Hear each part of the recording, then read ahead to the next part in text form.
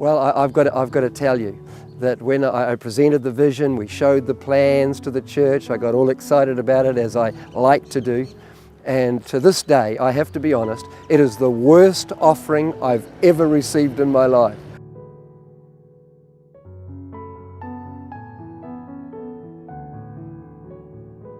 I couldn't understand why everybody just hadn't leapt into the vision. But sometimes there's a process, isn't there? And the Lord spoke to me so amazingly. He just spoke to me one day and said, Bruce, there are issues about that land. It's contested land. If you don't pray, you'll never even build a shed on that property. At this present time, the church has the Liberty Centre, which is just a phenomenal building, phenomenal, what we would like to call a vessel for our community, not a monument.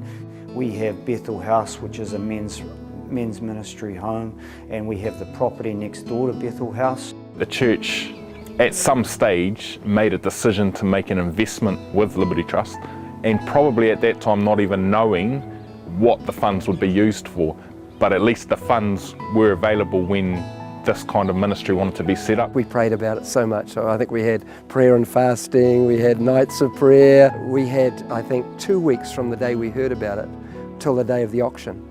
Well, to try and get a decision from all your leaders and then all your congregation in 2 weeks and be ready to go to auction seems impossible, but some amazing way we did it. We use this building so often for the community, school groups, community groups, and because we don't have the burden of the dead, we get the opportunity at times just to bless them. What it has done is given the church a freedom to do ministries such as Bethel House, the kids' church which runs a bus, the women's work, the youth work. All those ministries have now the financial freedom to be able to build the kingdom of God faster, really, and greater. We've just experienced, both personally for ourselves, and I've seen it through the church, just incredible blessing flow as you don't have that burden of debt, which brings bondage. We know that God doesn't want us to say, hey, we've arrived.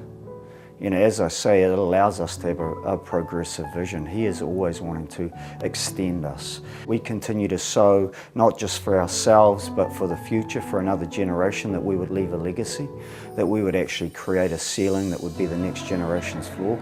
So I think that is one of the significant things it allows us to do. It allows us to leave a legacy. At the end of the day, the church focus now is to be a servant to the community. We have got a fantastic relationship with the community now. They know who we are, they know what we have here, and there is a freedom now of us to talk church with people in the community, as well as them using the resources that we have here.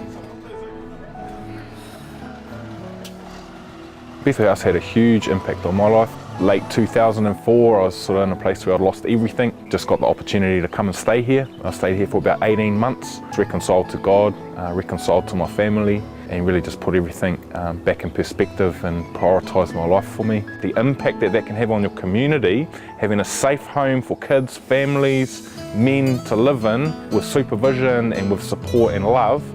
What an investment for a church, what a way to impact your community. The way God loves this church is the way He loves every church. What He wants to do here is what He wants to do everywhere. And that is not only help us to have property, but to have it debt-free. We stand on the shoulders of great men who made some tough decisions, who had vision, who had faith to believe and sow for the future. And I think that's what it's about.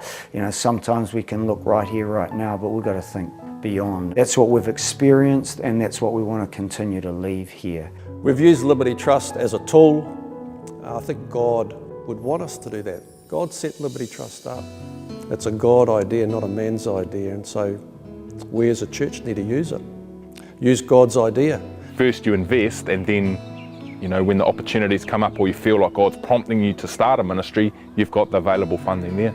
As a church, we're going to continue to take out memberships in Liberty Trust, and hopefully take one out annually.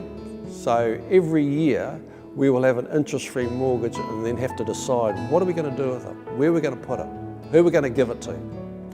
I think that's pretty awesome to be able to have that facility to be able to do that. My vision has always been with Liberty Life that it'll never stop building.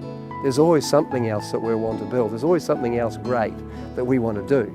It's just having the freedom to do it and getting free from your auditorium costs, getting free from your administration part of what you need as quickly as you can, then gives you a chance to dream the other dreams. I think God needs a pat on the back for the way that He had set up this whole Liberty Trust. And it's not us. We need to be very humble about this, is that not to amass wealth and property, and we're here to serve people. You know, we're not a massive church, but we've seen the favour of God as we've followed His ways. And that extends way beyond our congregation, way beyond our ministries into the community. And you know, I think it's allowed us to do this excellently, and excellence honours God and inspires people. If you would like more information on Liberty Trust and how it can help your church, then please give us a call on 0508 Liberty. Send us an email or visit our website.